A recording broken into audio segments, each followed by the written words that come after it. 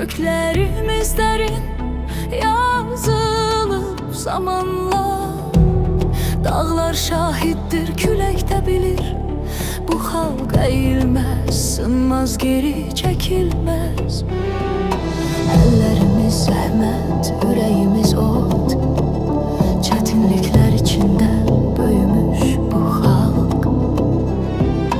Gecə qaranlıq, yolumuz ağır, amma səhər doğar, biz hələ varıq.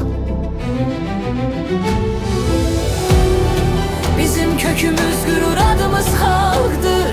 Bu ruhu heç kim əlimizdən almaz. Sınmadıq dünən, sınmarıq bugün. Azərbaycan xalqı yenilməzdir, durur qürurla. Tarixdən gəlir bu səs, bu nəfəs. Atalar yolu ilə gedir hər kəs. Düşsək də qalxırıq yenə ayağa.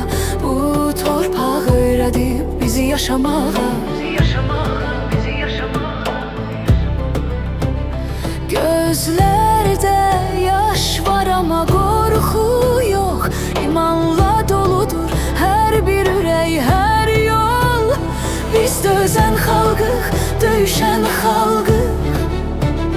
Vətən deyəndə bir olan xalqıq.